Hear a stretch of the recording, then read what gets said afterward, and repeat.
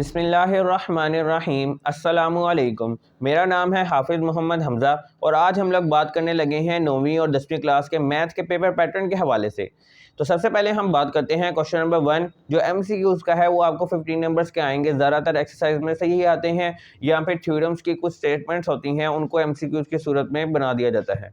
इसी तरह question number 2, 3 और 4 ये शॉर्ट आंसर्स के तीनों सेक्शंस हैं। इसमें आपने हर में 9 सवाल गिवन होंगे और आपने 6 अटेम्प्ट करने होंगे। तो टोटल ये जो तीनों सवालात हैं ये 36 नंबर के शॉर्ट आंसर्स बन जाते हैं। इसी तरह लॉन्ग आंसर्स बनते हैं 5, 6, 7, 8, 9, ये सारे लॉन्ग आंसर्स हैं।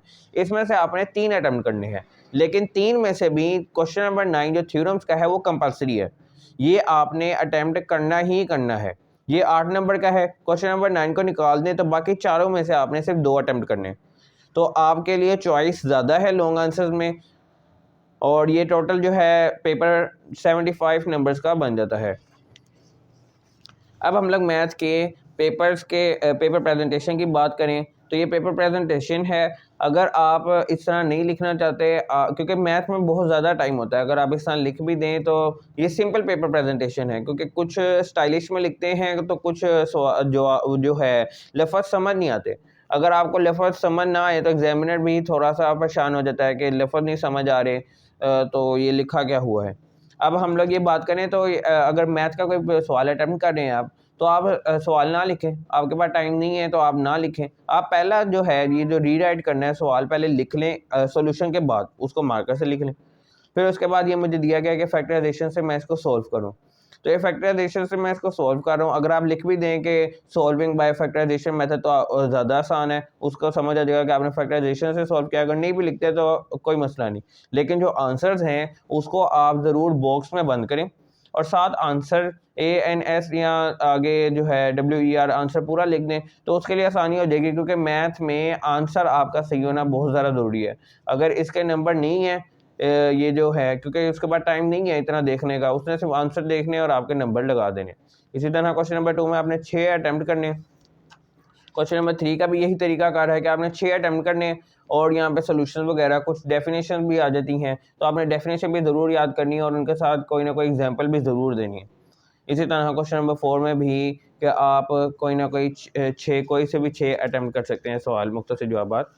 अब हम लोग बात करेंगे पार्ट 2 जो है लॉन्ग आंसर्स का।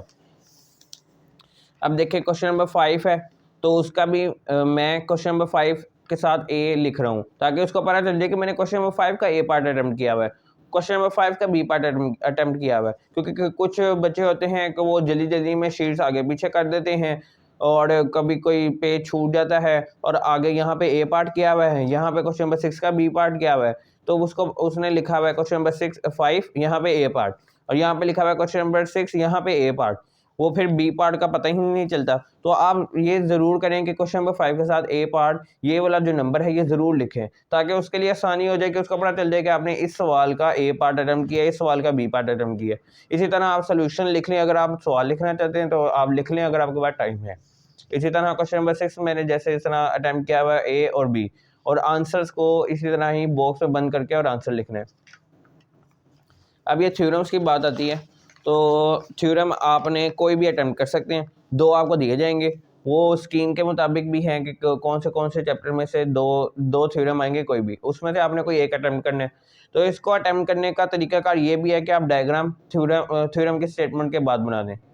ये गिवन जो है आप नीचे भी ले जाएं, क्योंकि अगर आप गिवन लिख रहे हैं तो ये किस हिसाब से लिख रहे हैं ये पहले आप ये डायग्राम बना रहे हैं ताकि उसको पता चल जाए। अगर आप नहीं भी बनाते, आप कंस्ट्रक्शन के साथ बना दें, इसका कोई मसला नहीं है कि आप डायग्राम पहले बनाएं या बाद में बनाएं। आप इस तरह जो है ये जो ज़रूर करें कि आपने डब्बे के अंदर बंद करें ये जो डायग्राम है, क्योंकि बॉक्सेस में ज़रा अच्छी लगती है डायग्राम और कोई चांस भी नहीं होता कि कोई इसका गलत लफ्ज़ लिखा जाए या फिर कोई जो है डायग्राम गलत हो जाए, तो आपको मार्कर से ज़रूर बनाएं। इसी तरह यहाँ पे आप स्टेटमेंट्स लिख रहे हैं और यहाँ पे रीजंस लिख रहे हैं, उसको प्रूफ करके दिखा रहे हैं और यहाँ पे आपने प्रूफ कर दिया, इसको भी आप बॉक्स में बंद कर लें। शुक्रिया।